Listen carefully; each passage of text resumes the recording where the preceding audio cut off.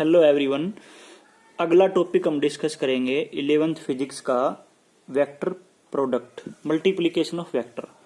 तो जो multiplication of vector है या जो वेक्टर का जो प्रोडक्ट है,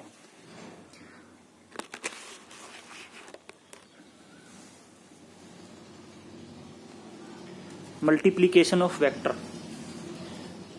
तो मल्टीप्लिकेशन ऑफ वेक्टर या प्रोडक्ट ऑफ वेक्टर,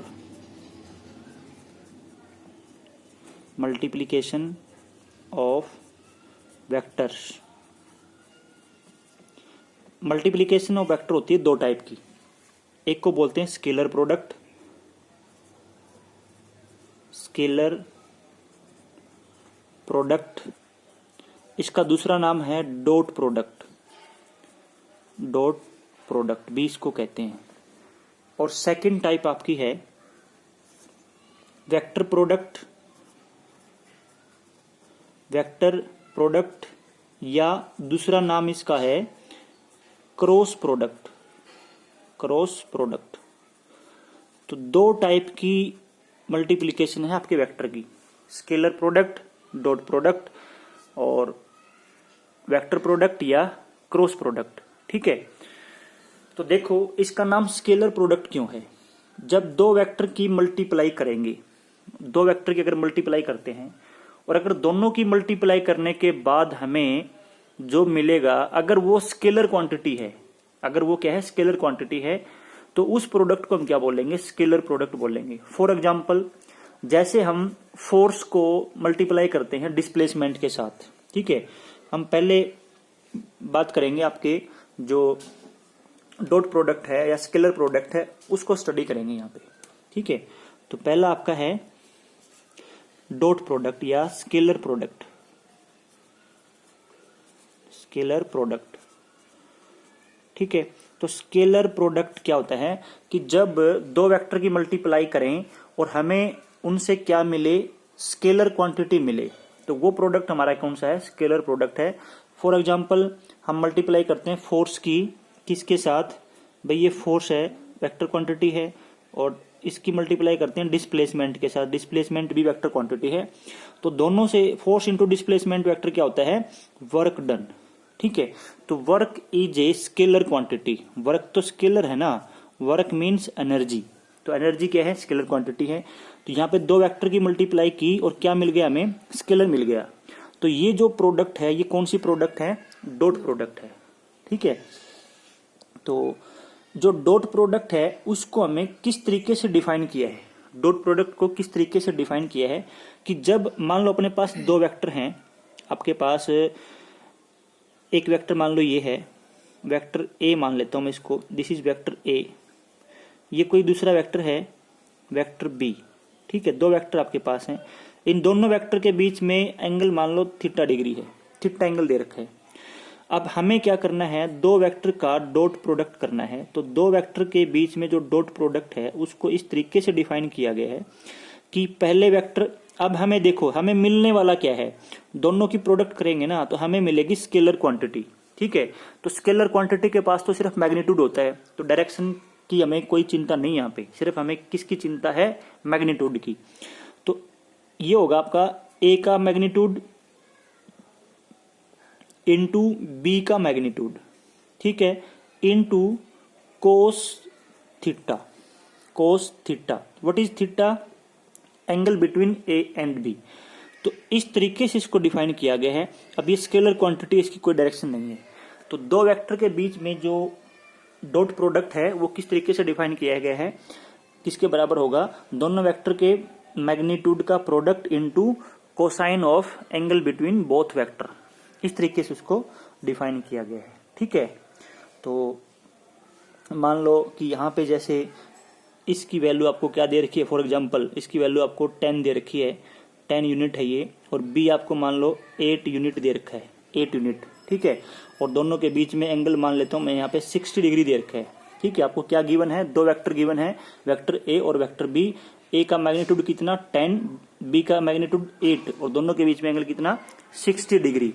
तो यहाँ पे इसका जो प्रोडक्ट होगा किसके बराबर हो जाएगा, यहाँ पे पुट कर दो, ए का मैग्नीट्यूड कितना 10 यूनिट, बी का कितना 8 यूनिट, इंटू कोस थीटा, इनके बीच में एंगल 60 डिग्री। ठीक है, तो ये आपका कितना हो जाएगा 80 इंटू कोस 60 होता है आपका 1/2।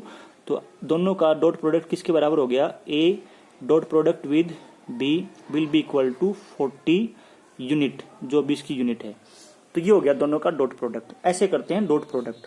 तो एक आपको क्या गिवन हो सकता है कि यहाँ पे देखो क्या गिवन था इस एग्जाम्पल में, आपको वेक्टर, दो वेक्टर के मैग्नीट्यूड गिवन थे और दोनों के बीच में एंगल गिवन था।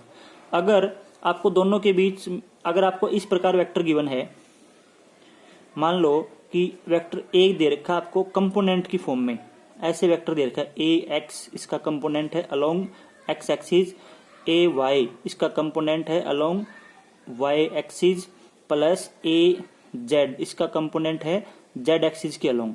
ये आपको वेक्टर ए दे रखा है कंपोनेंट की फॉर्म में। ठीक है, ऐसे ही आपको वेक्टर बी दे रखा है, वो भी कंपोनेंट की फॉर्म में है, बी एक्स आई के अलोंग एक्स के along, B Y Y axis के अलोंग, और बी जेड कंपोनेंट आपका है जेड एक्सिस के अलोंग, ये दे रखा है। ठीक है, अब आपको इन दोनों का प्रोडक्ट करना है। ठीक है, इस प्रकार की प्रॉब्लम भी आपको गिवन हो सकती है। तो A dot product with B, दोनों का क्या करना है, डॉट प्रोडक्ट करना है। तो कैसे करेंगे दोनों का डॉट प्रोडक्ट, यहाँ पे भाई मल्टीप्लाई कर दो जो आई के कोफिशिएंट हैं, जो आई के कोफिशिएंट हैं, जैसे यहाँ पे आई के कोफिशिएंट क्या है ए एक्स और इसका यहाँ पे क्या है बी एक्स है, तो आई के कोफिशिएंट की मल्टीप्लाई कर दो, ये मल्टीप्लाई कर दी, प्लस जे के कोफिशिएंट की मल्टीप्लाई कर दो, जैसे A Y into B Y, plus K cap के कोफिशिएंट की मल्टीप्लाई कर दो, A Z into B Z. तो ये हो गया इन दोनों का डॉट प्रोडक्ट। ठीक है, तो आपको इस तरीके से याद रखना है, अगर दो वेक्टर के बीच में मैग्नीट्यूड दे रखा है, दोनों का मैग्नीट्यूड दे रखा है और दोनों के बीच का एंगल दे रखा है, तो डॉट प्रोडक्ट कैसे करेंगे, ये फॉर्मूला लगाएंगे डॉट प्रोडक्ट करने का। ठीक है, अगर दो वेक्टर आपको कंपोनेंट की फॉर्म में दे रखे हैं तो डॉट प्रोडक्ट क्या होगा, आपको इस तरीके से करना है आपको उनका डॉट प्रोडक्ट। जैसे यहाँ पे एक एग्जाम्पल ले लेता हूं मैं इस टाइप का, भाई कोई एक वेक्टर दे रखा, मान लो आई कैप प्लस 2 जे कैप प्लस 3 के कैप, ये कोई वेक्टर दे रखा है। ऐसे ही वेक्टर बी दे रखा है आपको 2 आई कैप माइनस 3 जे कैप प्लस 7 के कैप, ये दे रखा है। आपको क्या निकालना है, vector A dot product with vector B, ये निकालना आपको। ठीक है, तो यहाँ पे आई के कोफिशिएंट, आई कैप का कोफिशिएंट, यहाँ पे कितना कोफिशिएंट है 1, यहाँ पे कितना है 2, तो 1 इंटू 2। ठीक है, फिर इन दोनों के कोफिशिएंट की मल्टीप्लाई, प्लस मल्टीप्लाई किसकी करनी है आपको 2 इंटू -3, यहाँ पे कितना है -3 है, इसकी मल्टीप्लाई, प्लस यहाँ पे 3 इंटू 7, तो ये आपका कितना हो जाएगा 2, ये हो जाएगा आपका -6, ये आपका +21। ठीक है, तो आंसर कितना आ गया आपका 23 - 6 17 कितना आ गया 17 आ गया, ये आपका आंसर आ गया। तो इस प्रकार आपको क्या करना है, डॉट प्रोडक्ट करना है। ठीक है, अब देखो यहाँ पे एक और प्रॉब्लम की वैरायटी बनती है यहाँ पे डॉट प्रोडक्ट के ऊपर। आपको क्या दे देगा, आपको दो वेक्टर गिवन होंगे, दो वेक्टर के मैग्नीट्यूड गिवन होंगे। ठीक है, और मतलब दो वेक्टर गिवन है आपको, जैसे एक इस प्रकार के क्वेश्चंस भी पूछे जाते हैं। यहाँ पे ये वेक्टर ए दे दिया आपको, मान लो जैसे मैंने यहाँ पे लिया था ना, ये आई कैप वही ले लेता हूं मैं, प्लस 2 जे कैप प्लस 3 के कैप, ये वेक्टर ए दे दिया आपको, ये वेक्टर बी दे दिया आपको, वेक्टर बी आपको वही ले लेता हूं मैं 2 आई कैप माइनस 3 जे कैप प्लस 7 के कैप, ये दे दिया आपको। अब आपसे पूछेगा what is angle between vector A and vector B, क्या पूछेगा, what is angle between vector A and vector B, vector A और वेक्टर बी के बीच का एंगल निकालना आपको। तो दोनों के बीच में एंगल कैसे निकालेंगे, देखो वो निकालेंगे डॉट प्रोडक्ट का यूज करके। तो डॉट प्रोडक्ट क्या कहता है आपको, ये देखो ये वाली इक्वेशन देखो यहाँ पे, इसमें हमें क्या निकालना है, हमें थीटा निकालना है, दो वेक्टर के बीच में एंगल निकालना है। तो यहां से देखो इस इक्वेशन से कोस थीटा किसके बराबर होगा, vector A into vector B upon vector A का मैग्नीट्यूड इंटू वेक्टर बी का मैग्नीट्यूड, ये हो जाएगा। तो यहाँ पे अपने पास वेक्टर ए और वेक्टर बी दे रखे हैं, तो दोनों का क्या कर देंगे, डॉट प्रोडक्ट कर देंगे। तो दोनों का अगर कंपोनेंट की फॉर्म में वेक्टर दे रखे हैं तो डॉट प्रोडक्ट कैसे करेंगे, इस फॉर्मूले से करेंगे। तो यहाँ पे हमने किया था ना डॉट प्रोडक्ट, इनका कितना आया था 17, ठीक है। तो ये आ गया 17 अपॉन वेक्टर ए का मैग्नीट्यूड। किसी वेक्टर का मैग्नीट्यूड कैसे निकालते हैं, वेक्टर का मैग्नीट्यूड कैसे निकालते हैं, इस तरीके से निकालते हैं। उसमें ए एक्स का स्क्वायर प्लस बी ए वाई का स्क्वायर प्लस ए जेड का स्क्वायर, ऐसे निकालेंगे इसका मैग्नीट्यूड। तो यहाँ पे मैग्नीट्यूड क्या हो जाएगा इसका, ये आपका ए एक्स कितना है यहाँ पे 1, ए वाई कितना है 2, ए जेड कितना है 3, ठीक है। तो इसका मैग्नीट्यूड कितना हो जाएगा 1 का स्क्वायर 1, यहाँ पे 2 है आपका ए वाई, तो 2 का स्क्वायर 4 प्लस 3 का स्क्वायर 9। तो ए इज इक्वल टू √14 आ गया, ठीक है। ऐसे ही आप बी निकाल लोगे। भाई आपका बी कितना आएगा, यहाँ पे बी आपका आएगा इसका स्क्वायर प्लस इसका स्क्वायर प्लस इसका स्क्वायर। तो यहाँ पे 2 का स्क्वायर कितना 4, 3 का स्क्वायर कितना 9, 7 का स्क्वायर कितना 49, ठीक है। तो ये आपका कितना हो गया 9, 49, 58, 58 प्लस 4 62। तो ये आपका हो गया √62, ठीक है। तो यहाँ पे रख दो ए की वैल्यू कितनी √14 और यहाँ पे रख दो √62। ये आ गया आपका कोस थीटा के बराबर। आपको क्या निकालना है, थीटा निकालना है। तो ये हो गया कोस इनवर्स 17 अपॉन √14 इंटू √62। ये आ गया आपका दो वेक्टर के बीच का एंगल। तो डॉट प्रोडक्ट के ऊपर 3 टाइप के क्वेश्चन पूछे जाते हैं यहाँ पे जर्नली, जो बिल्कुल कॉमन टाइप हैं। एक तो आपको क्या दे देगा, फिर से मैं रिपीट करता हूं, आपको क्या दे देगा 2 वेक्टर के मैग्नीट्यूड दे देगा और दोनों के बीच का एंगल आपको दे देगा। आपको क्या निकालना है, दोनों का डॉट प्रोडक्ट निकालना है। तो सिंपली हम ये फॉर्मूला लगाएंगे और उससे हमारा डॉट प्रोडक्ट आ जाएगा, ठीक है। दूसरी वैरायटी आपको वेक्टर गिवन है, किसमें वेक्टर गिवन है आपको कंपोनेंट की फॉर्म में, कंपोनेंट की फॉर्म में वेक्टर दे रखे हैं। तो कंपोनेंट की फॉर्म में अगर वेक्टर दे रखे हैं तो कैसे करेंगे डॉट प्रोडक्ट, उनके आई के कोफिशिएंट की मल्टीप्लाई, जे के कोफिशिएंट की मल्टीप्लाई और के के कोफिशिएंट की मल्टीप्लाई कर देंगे। तो उससे हमारा डॉट प्रोडक्ट हो जाएगा दोनों वेक्टर का, ठीक है। तीसरी वैरायटी के क्वेश्चन कैसे पूछे जाते हैं, आपको 2 वेक्टर गिवन होंगे कंपोनेंट की फॉर्म में और दोनों के बीच में एंगल पूछेगा आपसे कि दोनों ए और बी के बीच में एंगल क्या होगा। तो एंगल कैसे निकालेंगे, इस फॉर्मूले का यूज करके, ठीक है। कोस थीटा किसके बराबर आ जाएगा यहाँ, vector A into vector B upon A का प्रोडक्ट, ए का मैग्नीट्यूड इंटू बी का मैग्नीट्यूड, ठीक है। तो ए का मैग्नीट्यूड ऐसे निकालना है, बी का मैग्नीट्यूड भी हम निकाल लेंगे, ठीक है। और दोनों का डॉट प्रोडक्ट हमने यहाँ पे किया ही था, ये तो कंपोनेंट की फॉर्म में दे रखे ना, तो इस तरीके से कर लेंगे। तो ये आपका आ जाएगा प्रोडक्ट, आपका यहाँ पे 17 आ गया था और ये वैल्यू पुट करेंगे तो आपका ये आ जाएगा दोनों के बीच का एंगल, ठीक है। तो ये थी आपकी डॉट प्रोडक्ट। अब जो डॉट प्रोडक्ट है आपकी, इसमें कुछ प्रॉपर्टीज हैं, पहले हम क्रॉस प्रोडक्ट कर लेते हैं फिर करेंगे प्रॉपर्टीज की बात यहाँ पे। तो क्रॉस प्रोडक्ट जो सेकंड टाइप आपकी है, उसका दूसरा नाम है वेक्टर प्रोडक्ट। भाई वेक्टर प्रोडक्ट में क्या होता है, जब 2 वेक्टर की हम मल्टीप्लाई करेंगे, ठीक है, 2 वेक्टर की मल्टीप्लाई करें और उनकी मल्टीप्लाई के बाद हमें क्या मिले, वेक्टर क्वांटिटी मिले। हम 2 वेक्टर की क्या करें, मल्टीप्लाई करें और हमें मल्टीप्लाई करने के बाद क्या मिले, अगर हमें क्या मिल गया, वेक्टर क्वांटिटी मिल गई, तो वो प्रोडक्ट क्या होगी, वेक्टर प्रोडक्ट होगी, ठीक है। तो वेक्टर प्रोडक्ट को कैसे डिफाइन किया गया है, देखो वेक्टर प्रोडक्ट या क्रॉस प्रोडक्ट, ठीक है। तो वेक्टर प्रोडक्ट क्या होती है, मान लो आपके पास वेक्टर ए है, ये कोई वेक्टर ए है, वेक्टर ए, ये कोई आपके पास वेक्टर बी है, दिस इज वेक्टर बी, ठीक है। इन दोनों के बीच में एंगल है थीटा, दोनों के बीच का एंगल दे रखा है थीटा, ठीक है। और इनका कौन सा प्रोडक्ट करना है, क्रॉस प्रोडक्ट करना है। तो इसको कैसे लिखेंगे, वहां पे हमने बीच में डॉट लगाया था ना, यहाँ पे डॉट नहीं क्रॉस लगाएंगे। तो a vector A cross product with vector B, इसको ऐसे बोलेंगे, vector A cross product with vector B. ये इसको कैसे डिफाइन किया है, अब इनसे, इस प्रोडक्ट से हमें क्या मिलने वाला है, हमें वेक्टर क्वांटिटी मिलने वाली है। तो हमें उसका मैग्नीट्यूड भी लिखना है और हमें उसकी डायरेक्शन भी लिखनी है, ठीक है। तो यहाँ पे भाई क्या होगा, वेक्टर ए का मैग्नीट्यूड इंटू वेक्टर बी का मैग्नीट्यूड इंटू साइन थीटा, और डायरेक्शन क्या होगी इसकी जो डायरेक्शन है यहाँ पे मैंने क्या लिख दिया, स्मॉल एन कैप लिख दिया, small N cap.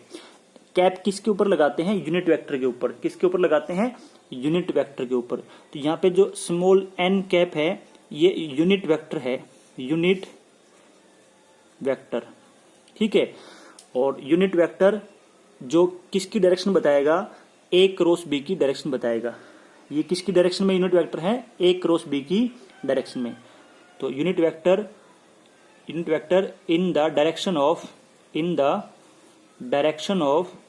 A cross B, in the direction of vector A cross vector B, ये आपका यूनिट वेक्टर है। तो हमें क्या करना पड़ेगा यहाँ पे देखो भाई, मान लो आपको सिंपली क्या दे रखा है, आपको कोई वेक्टर दे रखा है, तो उसको आप उसका मैग्नीट्यूड निकाल लोगे, बी का निकाल लोगे, दोनों की वैल्यू पुट कर दोगे, दोनों के बीच में एंगल दे रखा है तो वहां का साइन थीटा निकाल लेंगे। अब एन कैप कैसे निकालेंगे, एन कैप निकालने के लिए हमारे पास एक रूल है, एक लॉ है, उसको बोलते हैं राइट हैंड रूल, ठीक है। कौन सा रूल लगाएंगे, right hand rule. Right hand rule से हम क्या निकालते हैं, ए क्रॉस बी की डायरेक्शन निकालते हैं। क्या निकालते हैं, ए क्रॉस बी की डायरेक्शन। बहुत आसान है और बहुत ज्यादा इंपॉर्टेंट है, हर जगह 11th में 12th में हर जगह काम आएगा right hand rule. Right hand rule से हम क्या निकालते हैं, दो वेक्टर के क्रॉस प्रोडक्ट की डायरेक्शन, दो वेक्टर के क्रॉस प्रोडक्ट की डायरेक्शन। देखो इसको कैसे अप्लाई करते हैं, ये अपना राइट हैंड है। इसमें हम क्या करना है, आपको अपना जो पाम है, जो हथेली है ना, जो पाम है, stretch your palm along first vector. तो यहाँ पे फर्स्ट वेक्टर कौन है, ये ए, मतलब along A, stretch your palm along A in such a way so that if we fold our fingers then our fingers should be pointed towards second vector B। अपने हाथ को ऐसे सीधा कर लो, उसको ऐसे सीधा करना है कि अगर मैं उंगलियों को ऐसे मोड़ूंगा ना तो ये उंगलियां किसकी तरफ जानी चाहिए, आपके दूसरे वेक्टर B की तरफ जानी चाहिए, ठीक है। जैसे यहाँ पे ये आपका A है, ये आपका B है, ठीक है।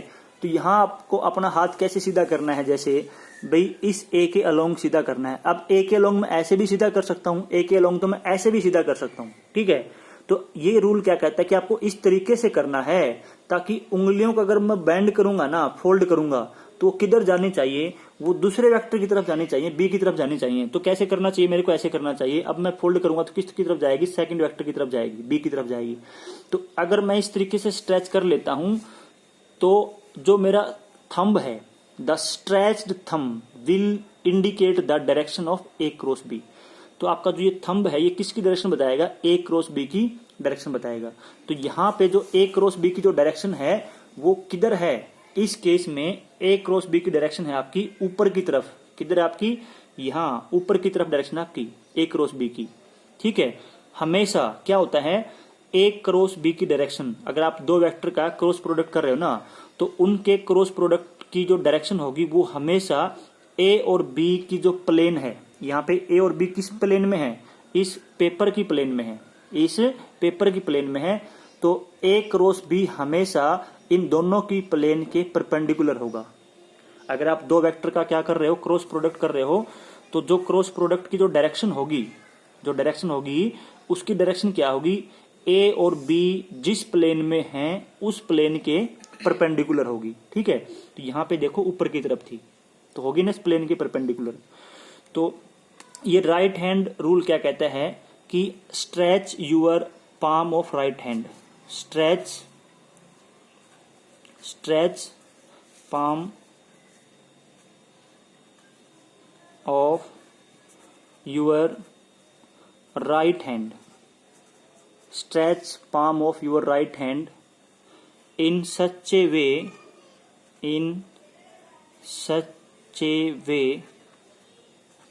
so that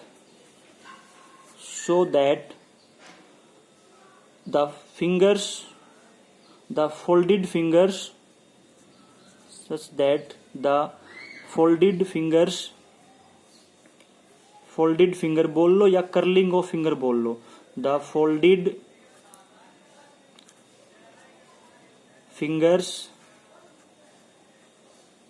should be pointed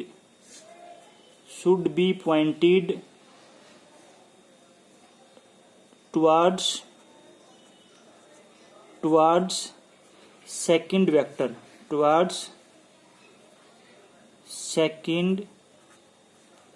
vector, ठीक है, ताकि किसकी तरफ जाएं, सेकंड वेक्टर की तरफ जाएं। Stretch palm of right hand, यहाँ पे लिखना था अलोंग फर्स्ट वेक्टर, यहाँ पे क्या था, अलोंग फर्स्ट वेक्टर। तो यहाँ पे फर्स्ट वेक्टर क्या है, अलोंग फर्स्ट वेक्टर, जो ए वेक्टर है यहाँ पे, along first vector.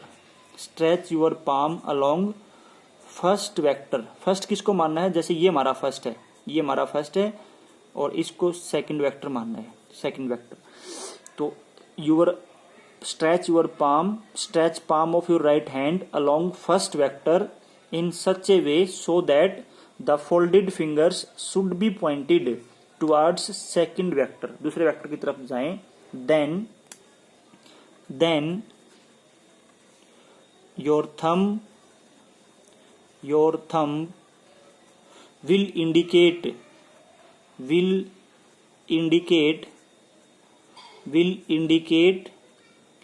the direction of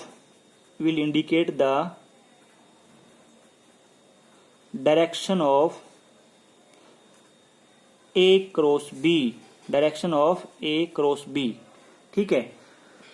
तो इस तरीके से आपको निकालनी है डायरेक्शन दो वेक्टर की क्रॉस प्रोडक्ट की, ठीक है। यहाँ पे एक रूल और भी है, A क्रॉस B की डायरेक्शन निकालने का, उसको बोलते हैं स्क्रू रूल।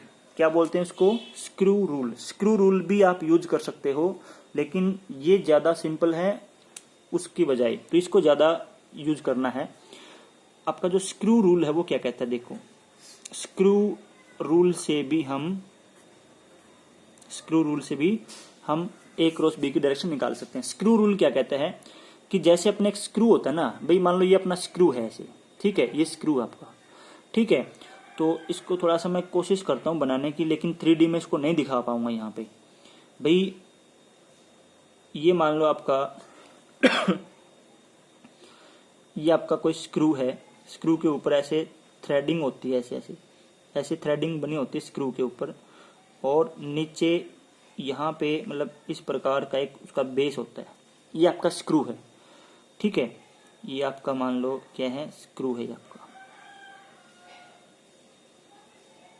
ये स्क्रू आपका, ठीक है। अब